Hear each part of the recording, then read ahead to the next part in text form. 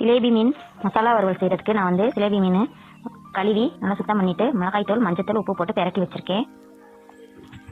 அப்போ தான் உப்பு சாந்துடும். அதனால் நான் முதல்ல அதை வந்து பெரட்டி வச்சேன். இப்போ ஒரு ஜார் எடுத்துக்கிறேன். அதில் ஒரு 1/4 மூடி தேங்காய் திருவுனது போட்டுக்கிறேன்.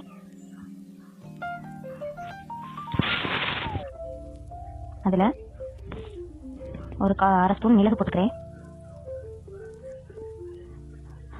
1/2 ஸ்பூன் சோம்பு,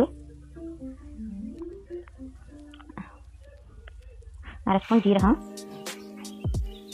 இதெல்லாம் போட்டு இப்போ நல்லா இதை அரைச்சி எடுத்துகிட்டு வந்துக்கலாம். தண்ணி ஊற்றி அரைச்சி நல்லா நைஸாக அரைச்சி எடுத்துகிட்டு வந்தாச்சு. இப்போ நான் அந்த சாப்பரில் வந்து வெங்காயம் ஒரு வெங்காயம், பெரிய வெங்காயம், தக்காளி 1, 2 3 கருவேப்பிலை போட்டு நல்லா சாப் பண்ணி வச்சுருக்கேன். இப்போ அதை வந்து இந்த மீன் மசாலாவில் போட்டுக்கலாம். மீன் மசாலா பெரட்டி வச்சுக்கோல அதில் போட்டுட்டு இந்த தேங்காய் அரைச்சி விழுதையும் இதில் வலிச்சு ஊற்றிக்கலாம்.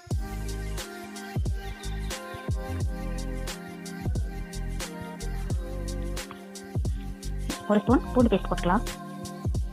எல்லாத்தையும் போட்டுட்டு இப்போ நல்லா மிக்ஸ் பண்ணி விடலாம். நல்லா அந்த மீனில் ஊறுற மாதிரி நல்லா எல்லாத்தையும் போட்டு பெரட்டி எடுத்துக்கலாம். மிக்ஸ் பண்ணி இந்த மாதிரி நீங்கள் மசாலா ஒரு நாளைக்கு செஞ்சு பாருங்கள். செம்ம டேஸ்ட்டாக சூப்பராக இருக்கும். நல்லா ஊறணும். நான் வந்து மீனில் ஏற்கனவே உப்பு போட்டு ஊற வச்சுருக்கேன். மிளகாத்தூளோட சேர்த்து நல்லா நான் ஒரு 1/4 ஸ்பூன் போட்டுட்டேன். இப்போ இந்த மசாலாவுக்காக மசாலா சேர்த்ததுனால இப்போ நல்லா ஊறட்டும். ஒரு 10 நிமிஷம் ஊறட்டும்.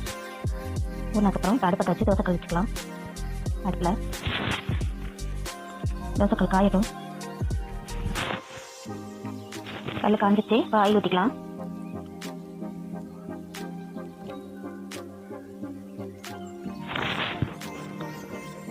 இப்போ ஆயில் காஞ்சதுக்கப்புறம் இப்போ மீன் திரட்டி வச்சுக்கொள்ளே அப்போ அதை எடுத்து ஒன்று ஒன்றா இந்த தோசைக்கல் வைக்கலாம்.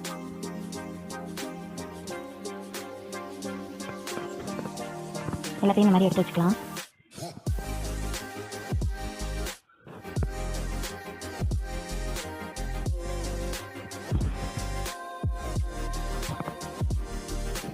அந்த மசாலா கொஞ்சம் மசாலா மிச்சம் இருக்கிறதையும் நல்லா மேலே மீன் மேலே எடுத்து அப்படியே வச்சு விடலாம்.